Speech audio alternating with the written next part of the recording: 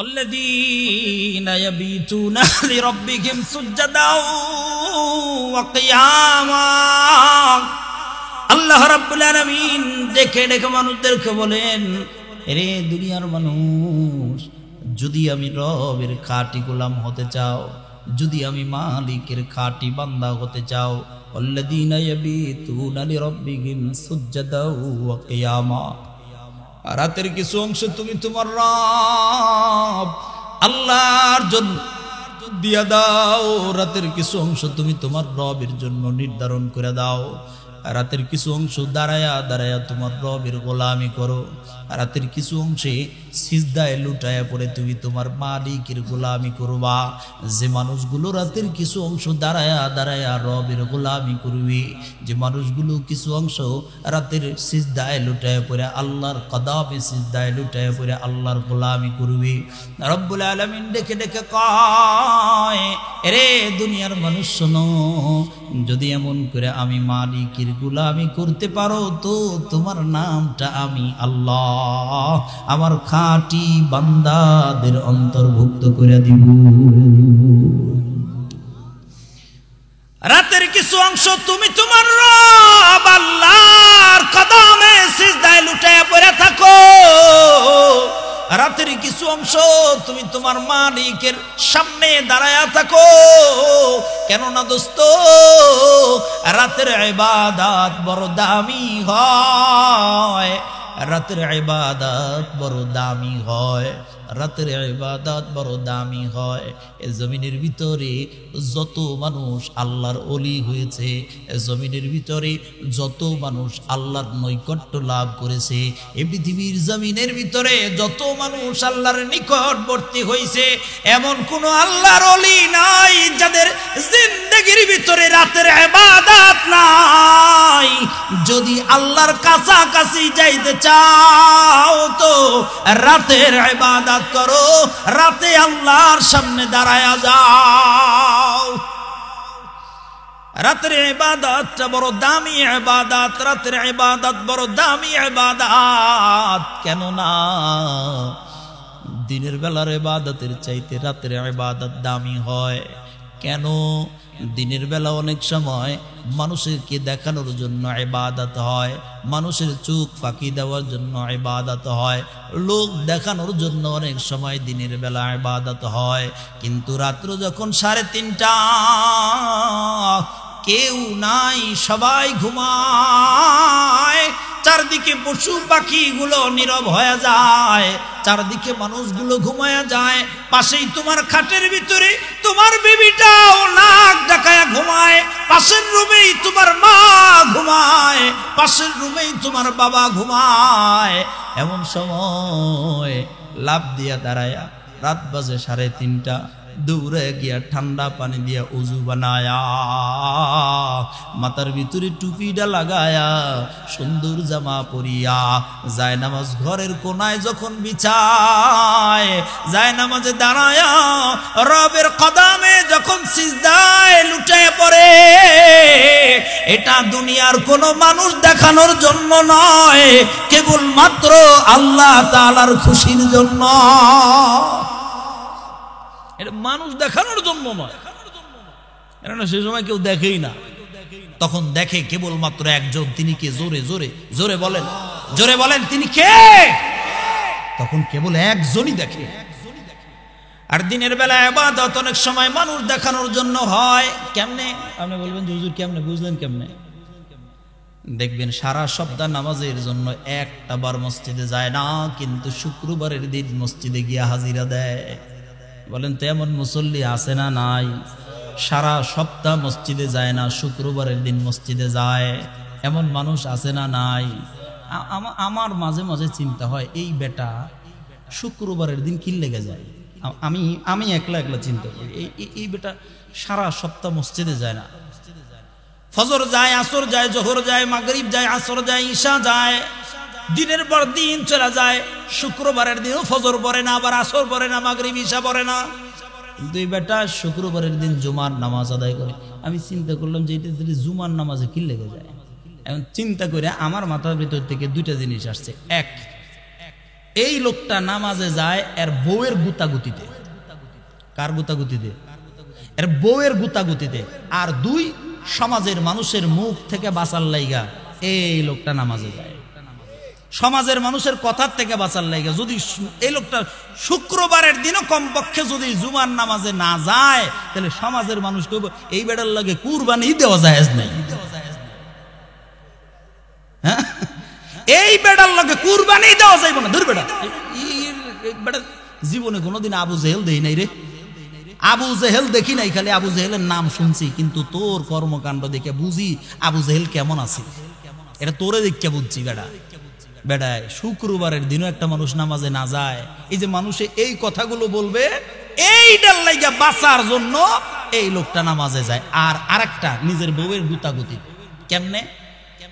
যেই বেটার শুক্রবারের দিন নামাজ পড়ে না, এর বউ পাশের বাড়ির ভাবির কাছে গিয়ে ডাক দিয়ে বলতেছে, ভাবি আমার কপালটাই এত খারাপ। ভাবি, কেন রে ভাবি, কি হয়েছে আপনার এত কপাল খারাপ কেন?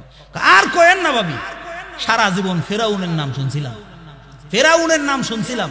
হ্যাঁ, নাকি আল্লাহর লগে বিটলামি করছে। ভাবি আমার কাছে মনে হইতেছে এই ফেরাউনের ঘরের মধ্যে আমি থাকি, এই ফেরাউনের ঘর করি আমি।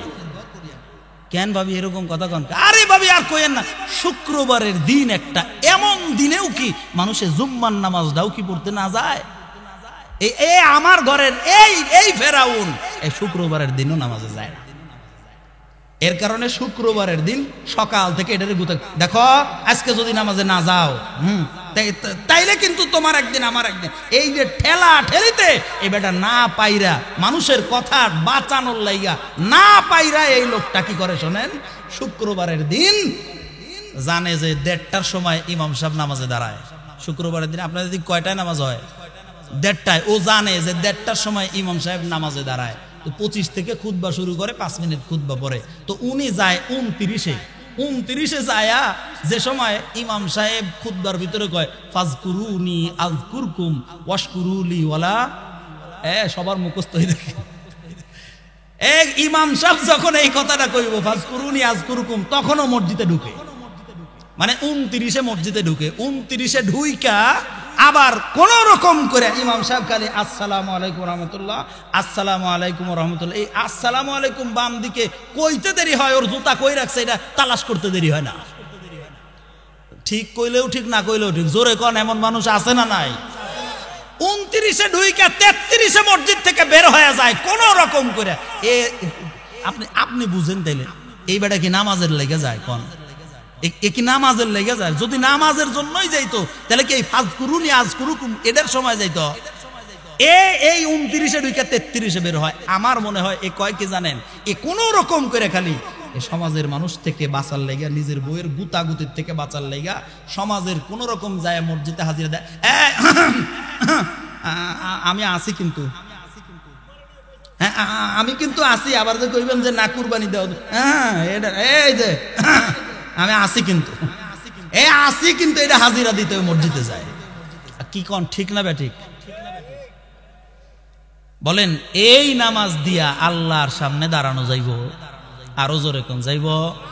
আল্লাহ রাব্বুল আলামিন এর কারণে বলতেছে, রাতের কিছু অংশ তুমি তোমার রবরে দিয়া দাও, রাতের কিছু অংশ তোমার রবের জন্য নির্ধারণ করে দাও গোলাম। দিনের নামাজ অনেক সময় মানুষ দেখানোর জন্য হয়, কিন্তু রাতের নামাজ কোনোদিন কোনো মানুষ দেখানোর জন্য হয় না। রাতের নামাজ কেবলমাত্র হয় তোমার রবের জন্য। আপনি যদি ওরে 1 লাখ টাকাও দেন, হে বেটা কি রাতে 3:30টায় দাঁড়ায় থেকে নামাজ পড়বো নি? যদি টাকা দেন, ও টাকা নিয়ে টাকা মাইরা দিব। কেমনে? রাতে দাঁড়াইতো না, সকালবেলায় তো হবাই পড়ছি 1.5 ঘন্টা। কি কোন ঠিক না? কেন? ও সময় তো দাঁড়ায় কেবলমাত্র কার জন্য? আল্লাহর জন্য, আল্লাহর জন্য। হ্যাঁ, রব্বুল আলামিনের কারণে ডেকে ডেকে বলতেছে, দুনিয়ার গোলাম রে, যদি আমি মালিকের খাঁটি গোলাম হইতে চাও, যদি আমি রবের খাঁটি বান্দায় পরিণত হইতে চাও, ওয়াল্লাযীনা ইয়াবিতুনা লিরাব্বিহিম সুজদাও ওয়া কিয়ামা, রাতের কিছু অংশ তুমি তোমার রবের সামনে দিয়া দাও, রাতের কিছু অংশ দাঁড়ায়া দাঁড়ায়া তোমার আল্লাহর সামনে দাঁড়াও, রাতের কিছু অংশ তোমার রবের কদমে সিজদায় লুটায় পইরা তোমার মালিকের গোলামি করো। যদি এমন কইরাই গোলামি করতে পারো, আল্লাহ তাআলা ডাক দিয়া কয় তোমার নাম আমি আমার নিজ জিম্মায় আমার খাঁটি গোলামদের অন্তর্ভুক্ত করে দিব। কেন দাঁড়াবেন, কেন দাঁড়াবেন? রাতের কিছু অংশ কেন দাঁড়াবেন? কেননা অচিরেই তোমাকে তোমার রবের সামনে দাঁড়াতে হবে। অচিরেই তুমি তোমার মালিকের সামনে দাঁড়াবা, অচিরেই তোমার রবের সামনে তোমাকে দাঁড়াতে হবে। কি বলেন? আল্লাহর সামনে দাঁড়ানো লাগবে কি লাগবে না? অচিরেই যে তোমার রবের সামনে তুমি দাঁড়াবা, ওই দাঁড়ানোর আগেই তুমি তোমার রবের সামনে দাঁড়ায় থাইকো গোলাম।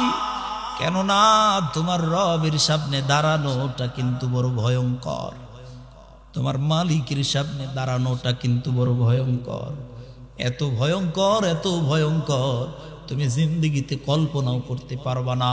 তোমার জীবনের কোনোদিন তোমার জেহেনের ভিতরে আসেও নাই, জীবনে তোমার অন্তরের ভিতরে ধারণাই হয় নাই মালিকের সামনে দাঁড়ানো কত ভয়ঙ্কর। যারা জানতো রবের সামনে দাঁড়ানো কত ভয়ঙ্কর, ওরা থর থর থর থর করে জমিনের ভিতরে কাঁপতো। আমার আর আপনার কলজার ভিতরে নাই আল্লাহর সামনে দাঁড়ানো কত ভয়ঙ্কর। আমার আর আপনার জেহেনের ভিতরে নাই, আমার আর আপনার মাথার ভিতরে নাই, আমার আর আপনার ধারণা নাই আল্লাহর সামনে দাঁড়ানো কত ভয়ঙ্কর। যাদের এ ধারণা ছিল, পৃথিবীর গোটা কুল কায়নাতের শ্রেষ্ঠ মানুষ হওয়ার পরে জমিনের ভিতরে থাইকা থর থর থর থর করে কাঁপতো। মধুপুরের মানুষ আমার, আমার বাপ, আমার চাচা, কথাগুলো খুব মনোযোগ দিয়ে শুনেন। কবরের জিন্দেগি তাই এত বড় ভয়ঙ্কর, আলমে বারজাখ এত ভয়ঙ্কর, এত ভয়ঙ্কর। রবের সামনে দাঁড়ানো এত ভয়ঙ্কর, ময়দানে মাহশার এত ভয়ঙ্কর, পুলসিরাত এত ভয়ঙ্কর, মিজান এত ভয়ঙ্কর, আমার আপনার কল্পনার ভিতরে নাই। জানছেন মুহাম্মদুর রাসূলুল্লাহ সাল্লাল্লাহু আলাইহি ওয়াসাল্লাম, যার জিন্দেগির অতীতের কোনো গুনাহ ছিল না। বুঝছেন কথা? বুঝছেন? আমি আগেই বলছি, এ কান দিয়ে ঢুকায় কান দিয়ে বের করবেন না, প্রতিটা কথা হৃদয় দিয়ে বোঝার চেষ্টা করবেন। যার জীবনে অতীতের কোনো গুনাহ ছিল না, বর্তমানের কোনো গুনাহ ছিল না, ভবিষ্যতের কোনো গুনাহ ছিল না, 63 বছর জিন্দেগি, সারা জিন্দেগিতে যার আমল নামায় একটা গুনার ছাপ ছিল না, এমন মানুষ পর্যন্ত আলমে বারজাখ কবরের জিন্দেগির কথা মনে হইলে হাবিবে কিবরিয়া সরকার মদিনা কামলিওয়ালা নবী পর্যন্ত থরথর করে কাঁপতো আর আল্লাহর কাছে দোয়া করতো, আল্লাহুম্মা ইন্না নাউযু বিকা মিন আযাবিল কবর। আল্লাহ, কবরের আযাব থেকে আপনি আমাদের বাঁচান। হায় হায়, বুঝেন, একটু বুঝেন। আল্লাহর নবী পর্যন্ত বলতো, আল্লাহ, কবরের আযাব থেকে আপনি আমারে বাঁচান। শ্রেষ্ঠ শ্রেষ্ঠ মানুষ এ জমিনের ভিতরে যারা ছিল, পৃথিবীর জমিনের ভিতরে শ্রেষ্ঠ মানুষ যারা ছিল, তারা হাউমাউ করে বাচ্চা মানুষের মতো কাঁদতো। আবু বকর রাদিয়াল্লাহু তাআলা আনহু পৃথিবীর শ্রেষ্ঠ মানুষদের একজন মানুষ, বাচ্চা মানুষের মতো কান্না করতো। আল্লাহর সামনে দাঁড়ানোর ভয়ে বাচ্চা মানুষের মতো কান্না করতো। সিদ্দিকে আকবর কোন আবু বকর? 1 মিনিটের ভিতরে আবু বকরের কিছু কথা আপনাদেরকে জানাই, তাহলে বুঝবেন কোন আবু বকর, কত বড় আবু বকর, কত বড় ইজ্জত, কত বড় সম্মান আমার আল্লাহ আবু বকরকে দিয়েছেন। চন্দ্রিমার রজনী, চন্দ্রিমার রাত, আকাশে পূর্ণিমার রাত, পূর্ণিমার চাঁদ আকাশে উঠছে, এমন সময় আম্মা জান আয়েশা রাদিয়াল্লাহু তাআলা আনহা আল্লাহর নবীর হাতটা ধইরা বাহির দিয়ে চলাফেরা করতেছেন, ঘুরতেছেন, আকাশের দিকে তাকাইতেছেন। আকাশের দিকে তাকায়া আম্মা জান আয়েশা রাদিয়াল্লাহু তাআলা আনহা বলেন, ইয়া রাসূলুল্লাহ, ইয়া হাবিবাল্লাহ, হুজুর একটা প্রশ্ন করব, উত্তর দিবেন নি? আয়েশারে বলো, কি প্রশ্ন বলতে চাও বলো। আম্মা জান ডেকে ডেকে বলে, নবী গো, এই যে আকাশের ভিতরে লক্ষ লক্ষ কোটি কোটি তারকারাজি উড়ছে, নবী গো মেহেরবানি করে বলেন তো আপনার কোন উম্মতের আমল নামায় কি এই আকাশের কোটি কোটি তারকার চাইতেও বেশি সওয়াব আছে নাকি? আকাশের ভিতরে কোটি কোটি তারকা দেখা যায়, ও নবী আপনি বলেন আপনার কোন উম্মতের ভিতরে এমন আমল নামা, এমন আমল কাউরো, এমন সওয়াব কাউরো আমল নামায় আছে নাকি? আম্মা জান আয়েশা রাদিয়াল্লাহু তাআলা আনহা এই প্রশ্নটা করেছে শুধুমাত্র এটা জানার জন্য যে তার বাপের চাইতে আর কে, আবু বকর রাদিয়াল্লাহু তাআলা আনহু, তার চাইতে কার আমল নামা বেশি হবে, কার এত সওয়াব হবে। নিজের বাপের কথা শোনার জন্য আল্লাহর নবীরে এমন প্রশ্ন করেছে। জোরে কোন সুবহান। আল্লাহর নবী ডেকে ডেকে বলতেছেন, আয়েশা, আয়েশা হাসে। নবী গো কে? আল্লাহর নবী ডেকে ডেকে বলতেছেন, আয়েশা, এই আকাশের তারকার চাইতেও বেশি আমল নামার মধ্যে বেশি সওয়াব আমার কলিজার টুকরা সাহাবী হযরতে ওমর। সুবহানাল্লাহ, জোরে কোন। আমার ওমরের এর চাইতেও বেশি সওয়াব। আম্মা জানের মনটা একটু বেজার হয়ে গেছে। কেন? চাইছিল বাপের নামটা কইব, আবু বকরের নাম বলবে। এটা আয়েশা রাদিয়াল্লাহু তাআলা আনহা কার মেয়ে? আবু বকর রাদিয়াল্লাহু তাআলা আনহুর মেয়ে। এখন চাইছিল যে তার বাপের, জানে যে তার বাপের সওয়াব বেশি। মনটা একটু খারাপ, চেহারা একটু মলিনতা দেখে আল্লাহর নবীর বুঝতে বাকি নাই। আল্লাহর নবী ডেকে ডেকে বলতেছে, আয়েশা, বুঝতে পারলাম, বুঝে গেছি তুমি কেন এমন করে মন খারাপ করলা, এই প্রশ্ন কেন করছো আমি নবীর বুঝতে বাকি নাই।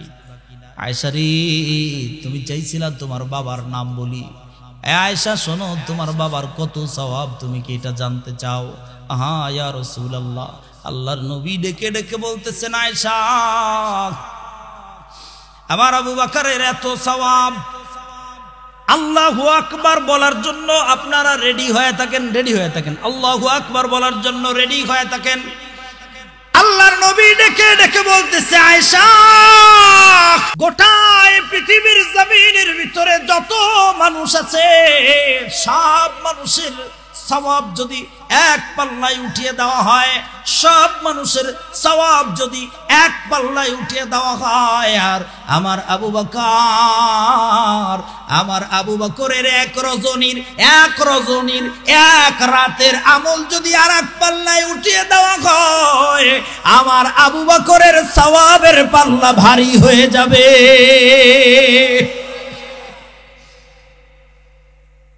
কোন আবু বকর? কোন আবু বকর যারে আরশের মালিক আল্লাহ সরাসরি জমিনের ভিতরে আমার আল্লাহ যারে সালাম দিয়েছে। সুবহানাল্লাহ, জোরে কর। আমার আল্লাহ যারে এ জমিনের ভিতরে সালাম দিয়েছে।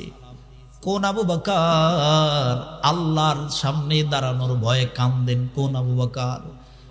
যে আবু বকরকে আল্লাহর নবী হাতের আঙ্গুলের ইশারা দিয়া বলছে, ওই যে আবু বকর ফিল জান্নাহ, যাও আবু বকরকে সুসংবাদ দিয়া দাও, আবু বকরকে দুনিয়ার ভিতরে থাকতে আমার আল্লাহ জান্নাতের সার্টিফিকেট দিছে।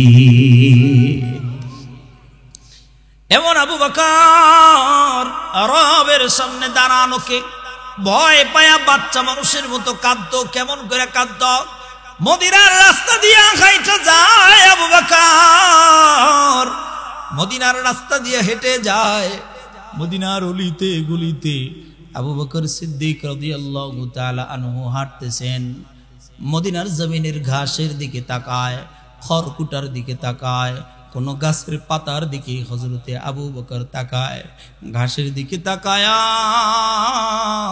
খড়কুটার দিকে তাকায়া, কোনো গাছের পাতার দিকে আবু বকর তাকায়া হাউমাউ করে বাচ্চা মানুষের মতো কান্দে আর ডাক দিয়ে বলে, এরে মদিনার জমিনের ঘাস, এরে মদিনার জমিনের খড়কুটা, এরে মদিনার জমিনের গাছের পাতা, আমি আবু বকর না গয়া যদি তোমার মতো পাতা গয়া যাইতাম, আমি আবু বকর না গয়া যদি তোমার মতো ঘাস হয়ে যাইতাম, আমি আবু বকর না গয়া যদি তোমার মতো খড়কুটা হয়ে যাইতাম, হয়তো মদিনার কোন উট দুব্বা ভেড়া বকরি আইছা আমারে খায়া শেষ করে ফেলতো, কোনো হিসাব আমি আবু বকরের হইতো না, আমার রবের সামনে আমি আবু বকরের দাঁড়ানো লাগতো না। এরে দুনিয়ার মানুষ শোনো, আমি আবু বকর আমার রবের সামনে দাঁড়ানোটারে বড় ডরাই, আমার আল্লাহর সামনে দাঁড়ানোকে আমি আবু বকর বড় ভয় পাই। মধুপুরের আমার বাপ, আমার চাচা, আমার নওজোয়ান যুবক ভাই বলো, আবু বকরের মতো মানুষ যারে জমিনের ভিতরে আল্লাহ জান্নাতের সার্টিফিকেট দিছে, এমন মানুষ যদি আল্লাহর সামনে দাঁড়ানোকে ভয় পায়, তাহলে বলেন তো আমার আর আপনার কি হলো? আল্লাহর সামনে দাঁড়ানোর ভয় আমার আর আপনার কলিজার ভিতর থেকে উঠে গেছে কেন? আমার আর আপনার মাথার ভিতরে আল্লাহর সামনে দাঁড়ানোর কোনো ভয় নাই, জেহেন থেকে কে যেন তুইলা দিছে। আল্লাহর সামনে দাঁড়ানোর ভয়ই নাই। আল্লাহর সামনে যে দাঁড়ানো লাগবে, কোন মুখ নিয়ে দাঁড়াবো, এই চিন্তা ফিকিরই আমাদের অন্তর থেকে কে যেন উঠায় দিছে। বলেন কথা ঠিক না? ফিকিরই নাই, এই চিন্তাই নাই। হায়, এই চিন্তা নাই, তাইলে কি আমি আবু বকরের চাইতে বেশি দামি হয়ে গেলাম নাকি? হ্যাঁ, একটু খালি নিজকে প্রশ্ন করেন, কি করা দরকার ছিল, কি করতেছি, করলাম কি? আমি আমাকে বলছি, আপনি আপনাকে বলেন, কি করা দরকার ছিল, করলাম কি?